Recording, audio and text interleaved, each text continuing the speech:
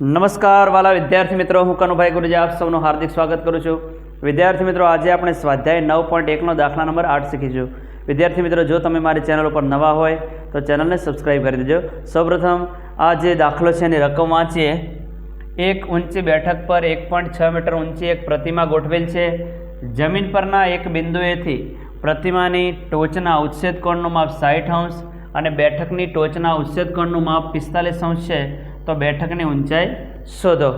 અહીંયા જે પણ રકમ છે એના ઉપરથી મેં આકૃતિ દોરી દીધી છે। અહીંયા પહેલું સ્ટેપ છે, આ બીસી છે બેઠક છે અને એના ઉપર આ એબી જે છે એ પ્રતિમા છે, એટલે કે સ્ટેચ્યુ છે। બેઠકો ઉપર આવા સ્ટેચ્યુ બનાવેલા હોય છે, જેમ કે આપણે સ્ટેચ્યુ ઓફ યુનિટી બહુ જ ઊંચું 182 મીટર ઊંચું સ્ટેચ્યુ બનાવેલું છે। એ રીતના શહેરોની અંદર, નગરોની અંદર આવી બેઠક બનાવેલી હોય છે અને બેઠક ઉપર આવી નાની નાની મૂર્તિઓ જે છે, પ્રતિમાઓ છે, સ્ટેચ્યુ છે એ બનાવેલા હોય છે। તો આ રકમની અંદર પણ બીસી છે બેઠક છે અને 1.6 મીટર ઊંચી એક પ્રતિમા છે જે એબી છે અને એના પ્રમાણે અહીંયા આકૃતિ આપણે દોરી છે। આ દાખલા 5 સ્ટેપની અંદર ગણાતા હોય છે। એનો પહેલું સ્ટેપ છે આકૃતિ દોરવી, તો એ દોરી દીધું છે। બીજા સ્ટેપની અંદર આનું નાનકડું વર્ણન કરવાનું હોય છે, તો એ વર્ણન કરી દઈશું। તો એ બી પ્રતિમા દર્શાવે છે,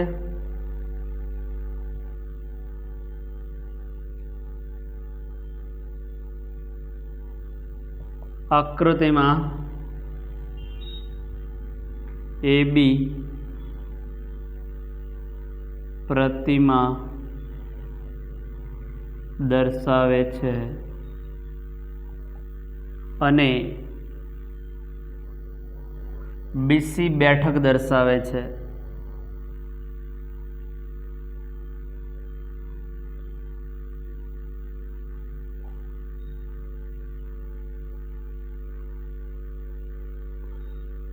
હવે અહીંયા આ આકૃતિમાં જે પણ માપ આપેલા છે બધા લખી દેવાના હોય છે। તો પહેલાં આપણે નીચેનો ત્રિકોણ BCD લઈએ। ત્રિકોણ BCDમાં ખૂણો C બરાબર 90 અંશ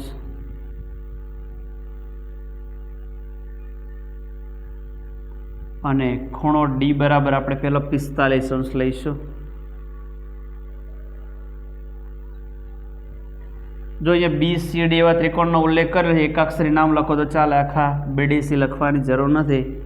હવે મોટો ત્રિકોણ ACD લઈએ।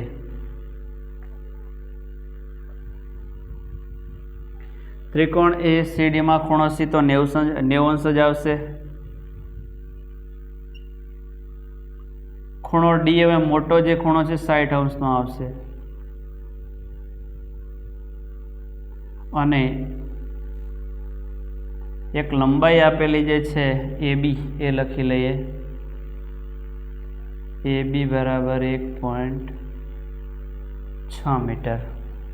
હવે ત્રીજા સ્ટેપની અંદર આપણે એની અંદર ખૂટતા ચલ ધારી લઈશું, બરાબર। ચોથા સ્ટેપની અંદર ચલ ધારવાના હોય છે।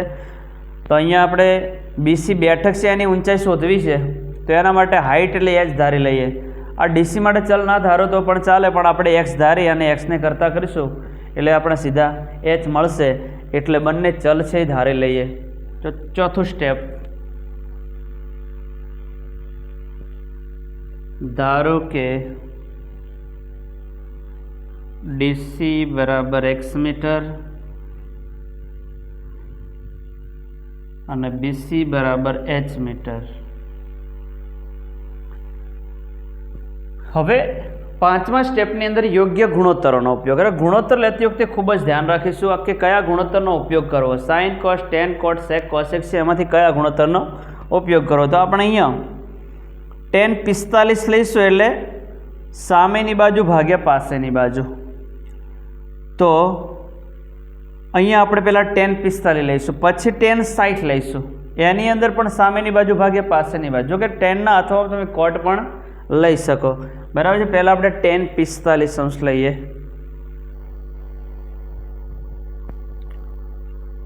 tan 45 અંશ બરાબર 45ની સામેની બાજુ BC,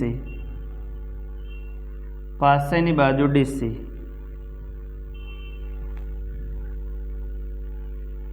tan 45 ની કિંમત 1 છે.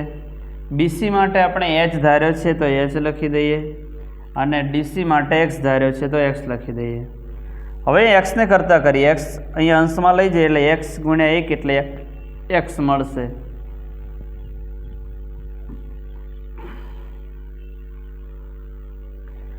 હવે tan 60 લઈએ. આ જે મળ્યું છે એને પરિણામ 1 કહીએ. અહીંયા પરિણામ 1 બરાબર છે.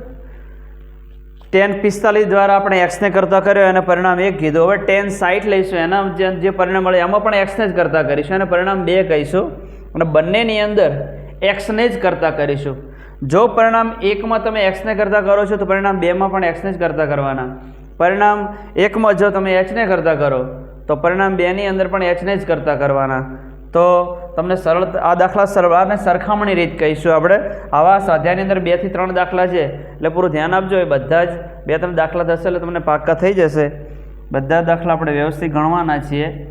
tan 60 અને આ જે રીત ફાવે ને તો સરળતાથી આપણને પૂરેપૂરા ગુણ મળી જાય. tan 60 બરાબર 60 એટલે મોટો ખૂણો છે તો 60 ની સામેની બાજુ આવશે AC, પાસેની બાજુ DC. tan 60 નું મૂલ્ય છે વર્ગમૂળમાં 3. AC એટલે AB વત્તા BC એટલે કે h અને 1.6 નો સરવાળો છે તો એ સરવાળા તરીકે જ લખીશું. અહીંયા આપણે h વત્તા 1.6 અને DC છે આપણે જોડે x છે તો DC બરાબર x લખી દઈએ. હવે x ને અહીંયા અંશમાં લઈ જાઓ, વર્ગમૂળ 3 ને છેદમાં લઈ જાઓ. અહીંયા પણ આપણે x ને જ કરતા કરવાના છે. મેં હમણાં વાત કરી એમ ગમે તે એક ચલને જે પરિણામ 1માં કરતા કર્યો હોય અને પરિણામ 2માં પણ એને જ કરતા તરીકે લેવાનો. આને કહીએ પરિણામ 2 બરાબર. પરિણામ 1માં આપણે x ને કરતા કર્યો તો પરિણામ 2માં પણ આપણે x ને જ કરતા કર્યો છે. હવે પરિણામ 1 અને 2 ની અંદર ડાબી બાજુ સરખી છે એટલે કે x સરખા છે તો જમણી બાજુ પણ કેવી હોય? સરખી. તો આ બંને જે જમણી બાજુ છે એને આપણે સરખાવી દઈશું એટલે સીધું જે પરિણામ આપણે જોઈએ છે એ મળી જશે.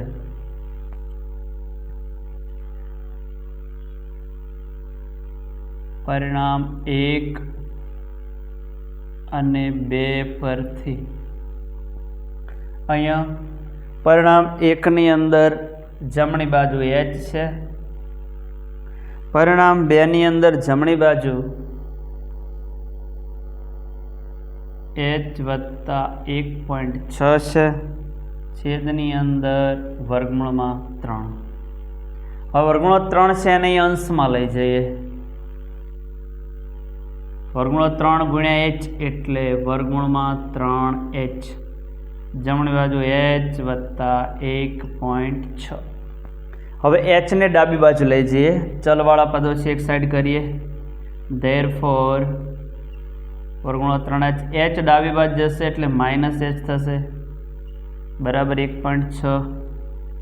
ધેરફોર બંનેમાંથી h છે અને કોમન કાઢીએ. અહીંયા h બાર નીકળશે એટલે વર્ગમૂળમાં 3 વધશે. અહીંથી h બાર આવી જશે એટલે 1 વધશે. હવે h ને કરતા કરીએ તો વર્ગમૂળ 3 ઓછા 1 છે, ગુણાકારમાં છે, ભાગાકારમાં જશે. તો h ને અહીંયા કરતા કરીએ. અંશમાં 1.6 છેદમાં વર્ગમૂળમાં 3 - 1. ઓકે. હવે અસમય સંખ્યા છે તો એનું સમીકરણ કરી દઈએ. તો વર્ગમૂળ 3 - 1 છે એના સમયકારક અવયવ વડે આપણે ગુણીશું અને ભાગીશું. તો વર્ગમૂળ 3 - 1 નો સમયકારક અવયવ કયો છે? તો જ્યારે બે પદવાળી સંખ્યા હોય ત્યારે વચ્ચેનું ચિહ્ન બદલી દેવાનું. ફક્ત આ માઇનસ છે એના પ્લસ કરી દો એટલે એનું સમીકારક અવયવ મળી જાય. પહેલું જે પદ છે એનું ચિહ્નમાં કોઈ ફેરફાર નહીં કરવાનો. તો અહીંયા માઇનસ છે એના પ્લસ કરો એટલે એનો સમયકારક અવયવ થશે વર્ગમૂળ 3 વત્તા 1. વર્ગમૂળ 3 ઓછા 1 નો સમયકારક અવયવ થશે વર્ગમૂળ 3 વત્તા 1. તો એના વડે ગુણી દઈશું અને ભાગી દઈશું. તો h બરાબર જે આપણી પાસે રકમો છે પહેલી લખી દઈએ. છેદની અંદર આને હવે કૌંસમાં લખીએ. વર્ગમૂળ 3 - 1 ગુણ્યા આનો સમયકારક અવયવ છે વર્ગુણમાં 3 વત્તા 1. આના વડે ગુણીશું અને આના વડે ભાગી પણ દઈશું. વર્ગુણમાં 3 વત્તા 1. ઓકે, હવે અંશ જે છે એને એમને એમ લખશું, અંશમાં કોઈ ફેરફાર નહીં કરીએ.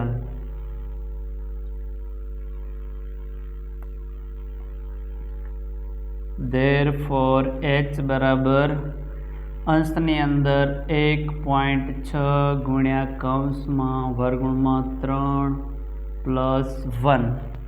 છેદની અંદર હવે જો પહેલું પદ સમાન છે, બીજું પદ સમાન છે, તો આના માટે આપણે એક નિત્યસમ જાણીએ છીએ. જો પહેલું પદ સમાન હોય, બીજું પદ સમાન હોય, તો આવું એક આપણે નિત્યસમ જાણીએ છીએ.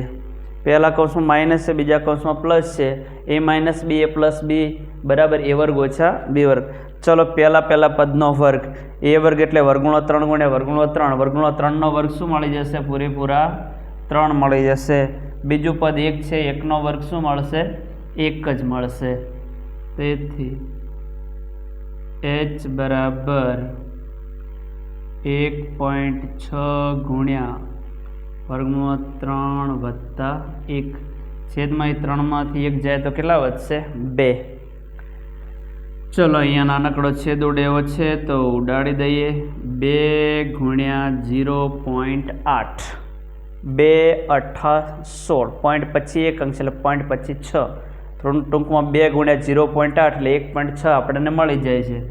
તો અહીંયા 2 ઉડી જશે ઉપર નીચે, તો આપણને h બરાબર મળશે 0.8 કૌંસમાં વર્ગુણમાં 3 વત્તા 1 મીટર. તો આપણે જે h ધાર્યો હતો એ બેઠક માટે ધાર્યો હતો. બેઠકની ઊંચાઈ આપણે h ધારી હતી, તો આ બેઠકની ઊંચાઈ કેટલી હશે? અહીંયા 0.8 કૌંસમાં વર્ગુણો 3 વત્તા 1 મીટર. બરાબર છે? અહીંયા લખી શકાય. તેથી બેઠકની ઊંચાઈ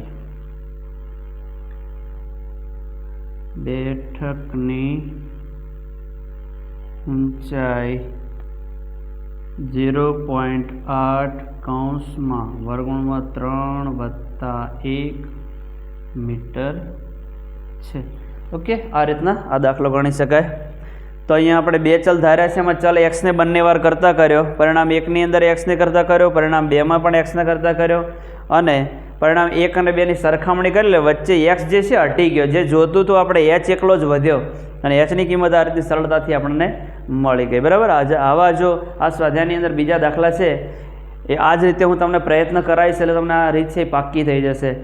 વિદ્યાર્થી મિત્રો, આ જે પ્રકરણ છે એનું પ્લેલિસ્ટ બનાવેલું છે, તો એની અંદર જઈ થિયરી અને સ્વાધ્યાય 9.1ના પહેલો, બીજો, ત્રીજો, ચોથો, પાંચમો, છઠ્ઠો અને સાતમો આ બધા દાખલા શીખવાનો પ્રયત્ન કરજો. અને જેટલા ચેપ્ટર ચાલી ગયા છે બધાએ ચેપ્ટરની થિયરી અને સ્વાધ્યાયના દાખલા ઉદાહરણ સાથે બધાના અલગ અલગ ચેપ્ટર વાઇઝ પ્લેલિસ્ટ બનાવેલા છે, તો એને જોઈને શીખવાનો પ્રયત્ન કરજો. અને વિદ્યાર્થી મિત્રો, હજુ તમે મારી ચેનલને સબસ્ક્રાઈબ ના કરી હોય તો સબસ્ક્રાઈબ કરી દેજો. Thank you very much. ખૂબ ખૂબ ધન્યવાદ. જય મા સરસ્વતી.